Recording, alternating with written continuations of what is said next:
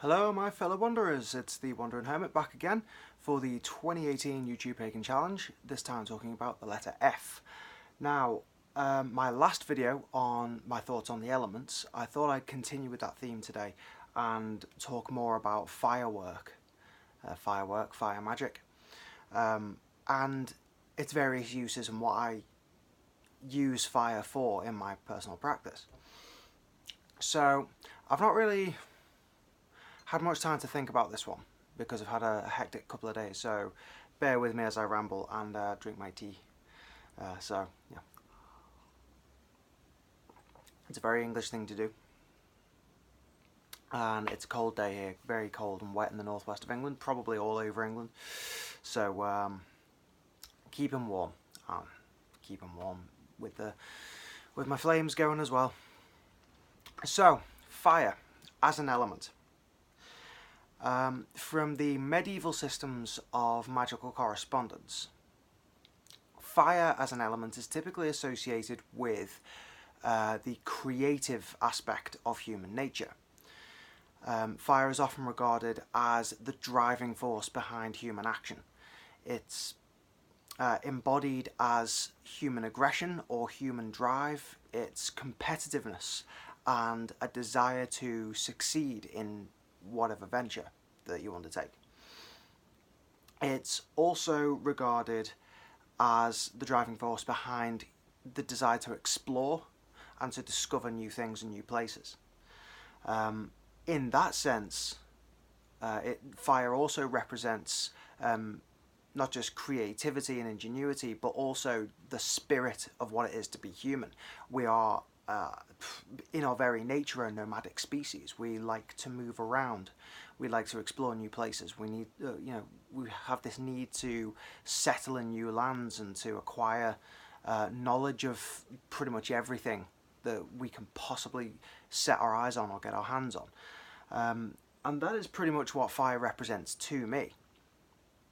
Fire in my practice is what I use to empower myself, because I've gone for many years being the type of person who puts everybody else first and doesn't really focus on myself and what I want to do and what I want to achieve in life. I've gone for the last 10 years, maybe more, with no direction, no passion for anything.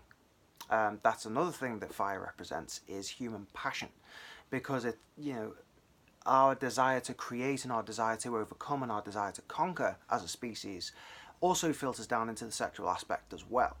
So fire also represents the libido, it represents the lustful element. Fire is typically used in many sex rites and other such things. So in that sense, passion cannot be specifically regarded as a sexual thing, but also, in all aspects of life, passion for your artwork, passion for, your beliefs, passion for your values and other such things. And so I went for many years without a passion for anything, really. Probably stemming from my own lack of self-worth and my own lack of self-belief in my own abilities. Now, I'm quite dexterous, but at the same time, I am the type of person who downplays what I am capable of, even to myself. And other people are saying, why are you stuck in this situation? Why are you not doing more with your life?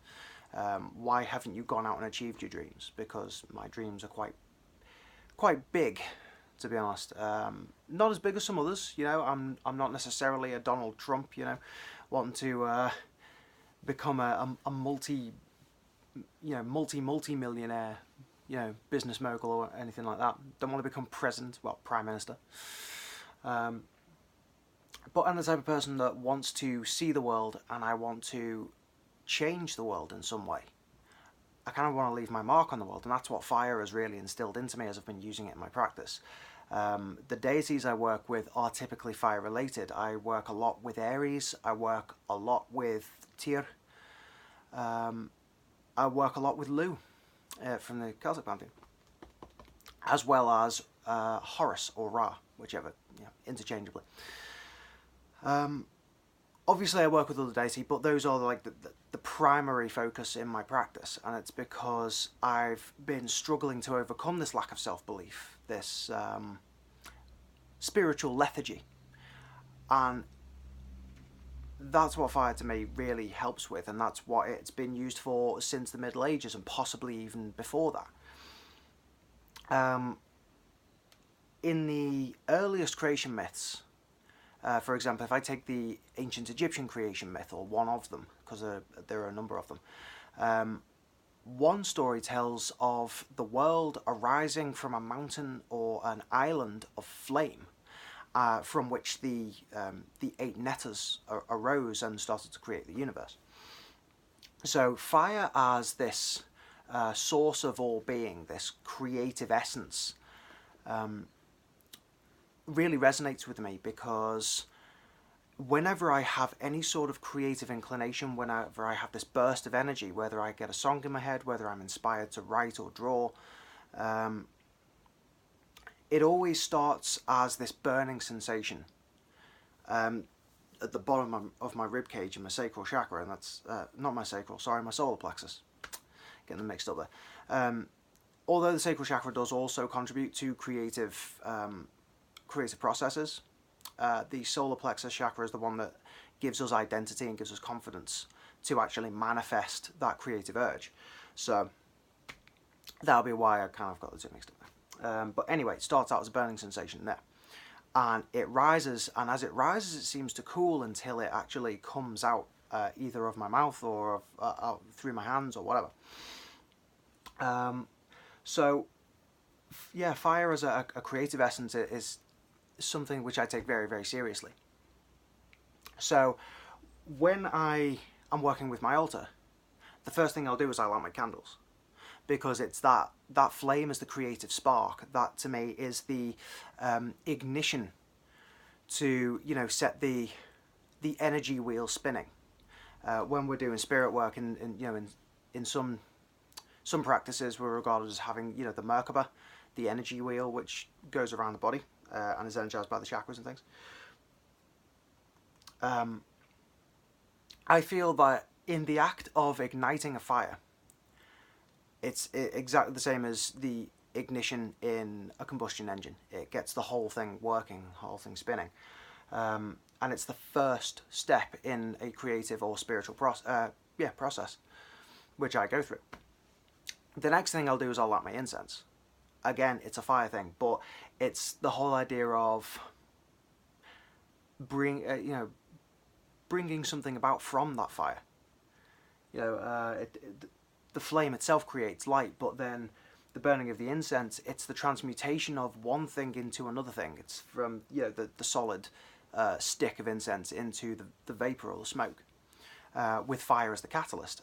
So it's the ignition and then the transmutation from one aspect, my earthly aspect, my physical everyday self, into a spiritual being.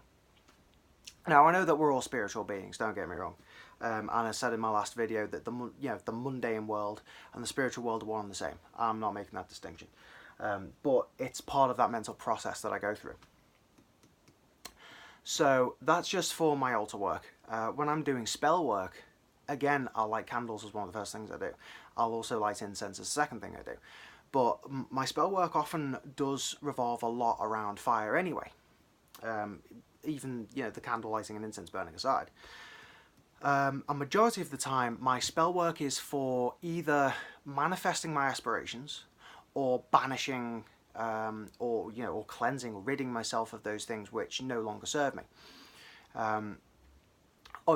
I often time this to the moon cycle as well, but in any respect, the fire really does play a huge part in that, because if I'm writing down my aspirations, I'll write down a list of everything I want to achieve within that lunar cycle, and I commit it to fire, because fire, I think,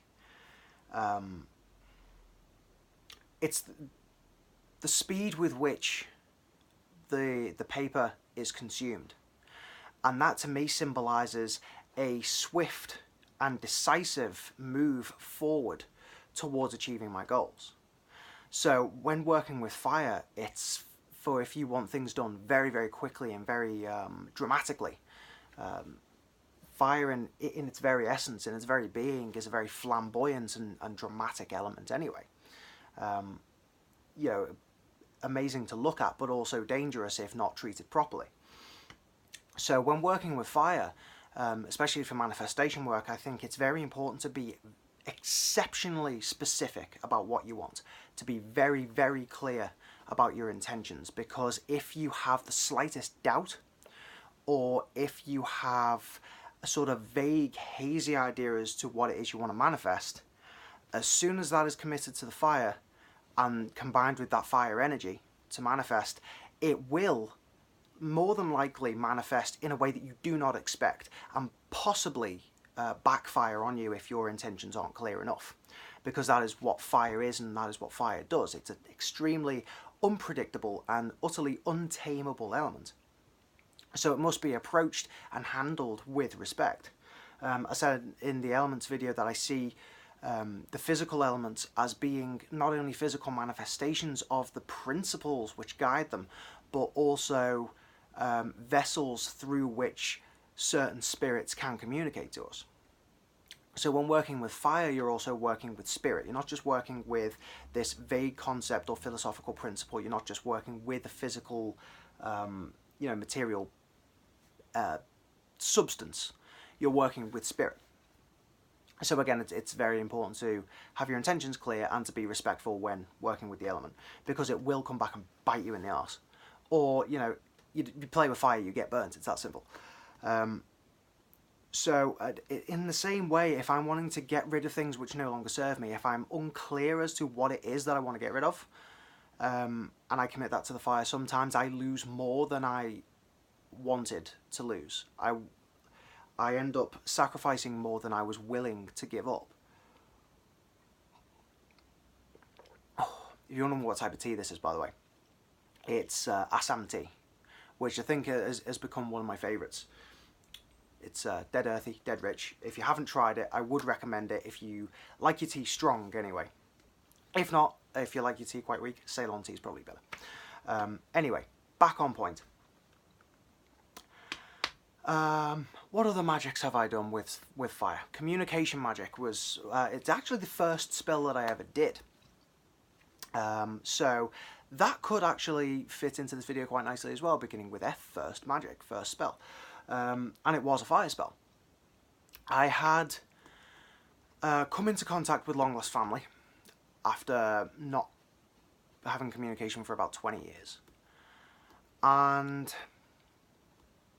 I was encouraged to write a letter to, one of my long lost relatives anyway. And there was no guarantee that they would get the letter. There was no guarantee that they would respond to the letter.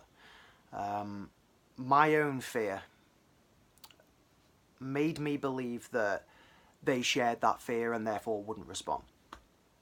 And so what I did is, before I submitted my letter,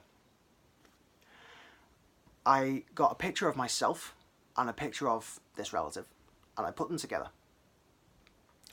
I drafted my letter first of all, and I attached it to those two images. I put them together with the will that we would be reunited and that we would communicate, and this letter would be the joining factor. It would be the catalyst for that change. I took this out into a field with just one red candle, and I dug a little hole in the ground. I put the pictures and the letter in the hole on a bed of dried leaves and twigs. And, the little fire lighter blocks that you get for bonfires and things, little white foamy thing that it catches really easily. So I put that underneath. And I prayed in a way.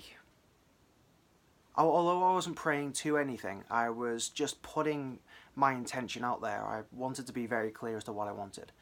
I wanted my letter to reach this person. I wanted them to receive this letter with gratitude, and I wanted them to be compelled to respond. So I lit this the firelighter underneath, and the whole thing started to burn. And as I watched it burn, I sent that wish up with the smoke and the embers as they started to rise. And after, no word of a lie, 2 days, that is all it took, 2 days, before I'd even posted my letter, I got a letter through from this person because their relatives had let them know that I'd been in contact with them, and they wrote a letter to me. So I had to redraft my letter to say, wow, I was about to write to you, etc., etc. And that to me that was one of the first times that I genuinely believed that magic could work. I believed in magic anyway, but I thought it could only work for certain people. At that time I was in the mindset of only certain special people can use magic. I now believe that everybody can use magic. Everybody is a spiritual magical being, and that we can manifest anything that we want. But at the time I was still unsure of that. But that spell, my first spell, really did come back, and it woke me up. It was like just getting that little singe from the flame and going, oh, that is hot. That does work. It's like when you're a child and you're told not to touch the iron because it's hot, and you think, no, this actually happened to me because I had it in my head that if something was hot it would glow red because that's what you see in all the cartoons. I didn't believe that it was hot, and I put my hand on the plate and I burnt myself, and I learned a very, very valuable lesson that day, as I did with this spell. But it was a positive awakening. It wasn't a, fucking slap in the face, don't be such an idiot. It was a slap in the face, wake up and smell the coffee. This does actually work, and this is the reality that you live in. So fire magic is very, very powerful if done correctly. I would caution anyone, if you are working with fire, be prepared. In the words of Scar from The Lion King, yes, be prepared for the coup of the century, etc., etc.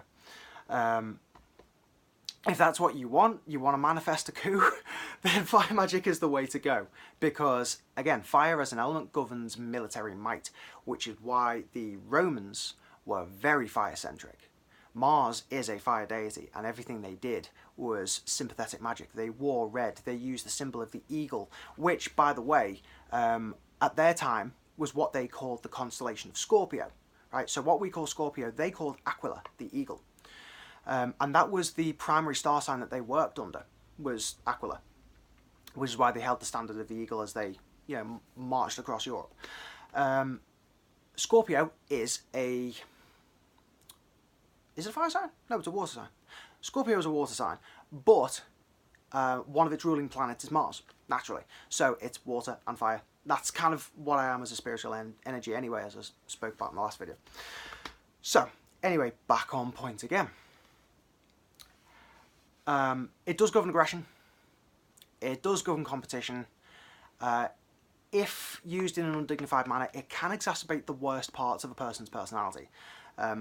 Unfortunately for me, I started using fire magic at a time when I was emotionally volatile. So as a byproduct of me starting to manifest my will, it also amplified my aggression. And that was very, very difficult to overcome. I found that by using water magic, scrying, self-reflection and things like that, to balance this, I've been able to bring that under control. So I would recommend using all of the elements for different types of magic, but for me fire has been the most effective up to now. But it is dangerous. So obviously in the physical aspect as well, working with fire is dangerous. Take precautions. My candles are at least 2.5 inches away from the wall. They're not going to burn anything. So just be careful, don't have them near loose fabrics and things like that. Because the last thing you want is for your house to burn down in the middle of a ritual. So I'll leave it there with a word of caution. If you like this video, then please hit the like button, subscribe, comment down below if you have any thoughts. And until my next video, I wish you all much love and many blessings. May Gods be with you. Bye for now.